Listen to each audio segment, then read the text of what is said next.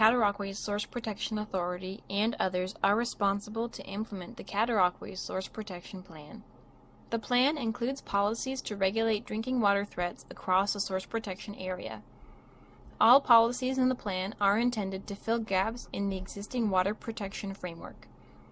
Source protection plans have legal effect on municipalities, the province, local boards, i.e. health units, and source protection authorities. Some other bodies are named in policies included in the Cataraqui Source Protection Plan, but they are not legally bound to act. A variety of management tools are used in the Cataraqui Source Protection Plan, including education and outreach, stewardship programs, and best management practices. This slide illustrates the available management options from least to most regulatory. Prohibition, risk management plans, and the related restricted land use tools are new tools under Part 4 of the Clean Water Act. They are only used when no other options are feasible. For example, land use planning cannot be directly applied to an activity such as pasturing and grazing. The second part of this presentation will explain more about Part 4. Permits and licenses or environmental compliance approvals through provincial ministries apply to some activities such as waste disposal sites and sewage works. The Clean Water Act requires that these prescribed instruments comply with significant threat policies and have regard for those policies addressing moderate and low drinking water threats in source protection plans.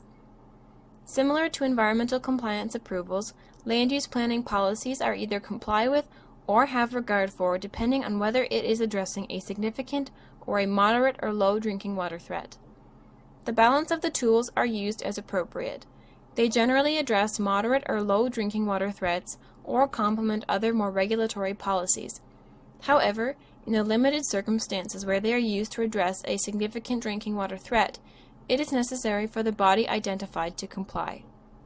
Information on these types of policies can be found in the Cataraqui Source Protection Plan Primer, the cleanwatercataraqui.ca website, or the Source Protection Plan itself. Policies in the Cataraqui Source Protection Plan include implementation deadlines. These range for immediately following the April 1, 2015 effective date to up to 10 years following the effective date. Both Part 4 and land use planning policies are immediately effective on April 1, 2015. Generally speaking, operational policies are to be implemented up to 2 years following the effective date. Document updates are required or recommended from 2 to 5 years following the effective date, and research initiatives are between 5 and 10 years following the effective date. There are many resources available to you for more information about source protection in the Cataraqui Source Protection Area. The Cataraqui Source Protection Plan can be found on the Clean Water Cataraqui website. On the Resources page, you will also be able to reference the Cataraqui Source Protection Plan Primer and Quick Facts for municipalities. The Cataraqui Source Protection Plan presents policies per vulnerable area. This means that obligations or recommendations for your municipality will appear in more than one chapter. To provide the plan content in a format that is easier to reference, an interactive tool is available on the website. They are a one-stop shop for municipal staff and residents. These maps are simply clickable images that present all applicable policies and supporting information in a single fact sheet. The maps are accessed on the Resources page of the Clean Water Cataraqui website. These resources are all available through the Clean Water Cataraqui website. Any questions about source protection can be directed to these staff. At the end of Part 2 of the presentation, you will be able to explain Part 4 rights and responsibilities to coworkers, development proponents, and the general public. You will also know where to find additional resources. This part of the presentation will focus on the most restrictive policies in the Source Protection Plan, known as Part 4 policies from the Clean Water Act. These policies address significant drinking water threats. Part 4 of the Clean Water Act provides municipalities with new tools to regulate existing and future activities that are significant drinking water threats. Part 4 policies are intended to address the gaps where significant drinking water threats cannot be addressed by existing planning tools or regulatory instruments, or where land use planning isn't an option, because the drinking water threat is clearly an activity instead of a land use, and or it wouldn't be necessary to obtain a planning approval before undertaking the activity. Land use planning authorities must comply with policies under Part 4 of the Clean Water Act. The purpose of Part 4 policies are to ensure that existing activities cease to be a significant drinking water threat, and that future activities never become significant drinking water threats. For more information on Part 4 of the Clean Water Act and Part 4 policies in the Cataraqui Source Protection Plan, please refer to the Cataraqui Part 4 Primer, which was developed by CRCA staff and can be found under Resources on the cleanwatercataraqui.ca website. Part 4 policies only apply to the 3 wellhead protection areas and 3 of the intake protection zones with significant drinking water threats.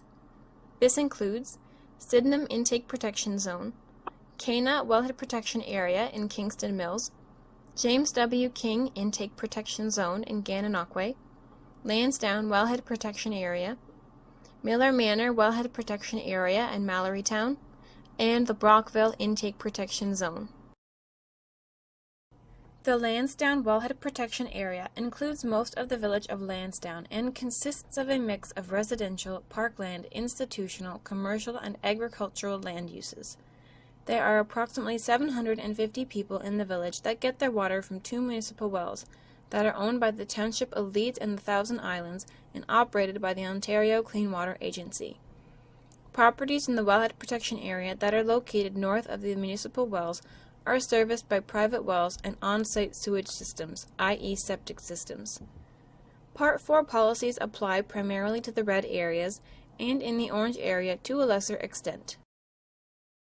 Part 4 of the Clean Water Act includes 3 types of policies that apply only to significant drinking water threats.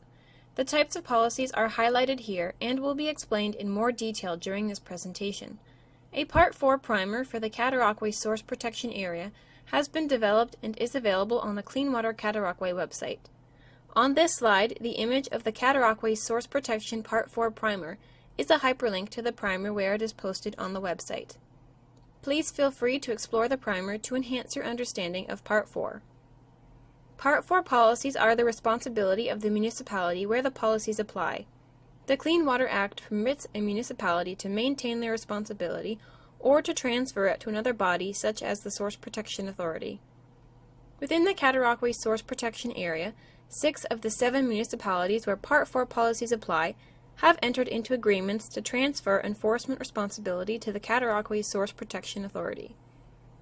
In the Lansdowne Wellhead Protection Area, the municipality has chosen to retain their enforcement responsibilities under Part 4 of the Clean Water Act. Cataraqui Source Protection staff will continue to cooperate with township staff to facilitate consistent and efficient delivery of Part 4 within the Cataraqui Source Protection Area. It is necessary for the body that has Part 4 enforcement responsibility to establish a risk management office. This means that there must be people and procedures in place to enable implementation of Part 4 policies. People who have successfully completed their required provincial training must be appointed to act as risk management officials and inspectors to enforce the Part 4 policies. For more information, you can reference the related implementation guide, which is available on the Clean Water Cataraqui website. On this slide, Module 1, Establishing a Risk Management Office, is a hyperlink to the relevant implementation guide developed by Conservation Ontario. Part 4 Prohibition is used sparingly in the Cataraqui Source Protection Plan. The Cataraqui Source Protection Committee did not find any existing activities that required prohibition, so only future activities are prohibited from becoming established.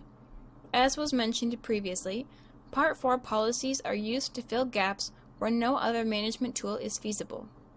The prohibited activities have no requirements for environmental compliance approvals through provincial ministries, and neither is there a requirement for any land use planning type approvals. Therefore, it was found to be necessary to manage these activities of concern through Part 4 policies. The Source Protection Committee also determined that for some activities, it would not make sense to establish them in the areas of concern, and would be better located elsewhere.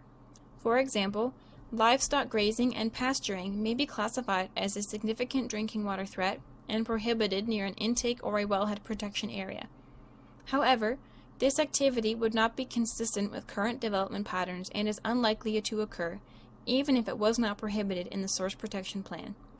Therefore, the impacts of prohibitive policies in the Cataraqui Source Protection Area are likely to be minimal. Please note that the Module 6 Prohibition image on this slide is a hyperlink to the relevant implementation resource guide developed by Conservation Ontario.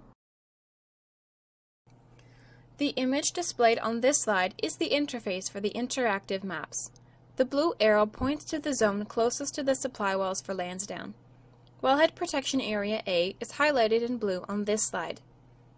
The activities prohibited from becoming established in the future, as per Policy 6.4.6 in the Cataraqui Source Protection Plan, include the application of agricultural source material to land, the application of commercial fertilizer to land in Wellhead Protection Area A for Lansdowne Supply Well 2, the application of pesticide to land containing the specified active ingredients on the specified land area, MCPA or mecoprop on at least 1 hectare, atrazine dicamba 2,4-D 1,3-dichloropropene MCPA metalaxyl metallochlor or S-metallochlor on at least 10 hectares. The management of runoff that contains chemicals used in the de-icing of aircraft. The use of land as livestock grazing or pasturing land, an outdoor confinement area, or a farm animal yard. The handling and storage of a dense non-aqueous phase liquid. The handling and storage of pesticide at a facility where it is sold or used for application at other sites, except where it is manufactured or processed, in the specified mass or volume, and containing the specified active ingredients. More than 250 kilograms or liters containing MCPA or mecoprop. More than 2,500 kilograms or liters containing dicamba 2,4-D 1,3-dichloropropene MCPA metalaxyl metallochlor or S-metallochlor. The handling and storage of more than 2,500 kilograms or liters of pesticide containing MCPA or mecoprop, where it is stored at a facility where it is manufactured, distributed, or processed. The storage of agricultural source material. The handling and storage of organic solvents in the volume specified and containing the specified chemicals. More than 25 liters containing carbon tetrachloride below or partially below grade. More than 250 liters containing carbon tetrachloride above grade. More than 250 liters containing carbon tetrachloride, chloroform, or methylene chloride below or partially below grade. More than 2,500 liters containing carbon tetrachloride, chloroform, methylene chloride at any grade. More than 2,500 liters containing pentachlorophenol below or partially below grade. The handling and storage of more than 2,500 kilograms or liters of commercial fertilizer at a facility where it is sold or used for application at other sites, except where it is manufactured or processed. The handling and storage of more than 2,500 liters of liquid fuel above, below, or partially below grade, excluding above-grade handling and storage at bulk plants and facilities that manufacture or refine fuel. The handling and storage of more than 5,000 tons of road salt in a manner that may result in its exposure to precipitation, runoff from precipitation, or snowmelt. Below-grade snow storage that is more than 0.01 hectare, or at or above grade snow storage that is more than 1 hectare.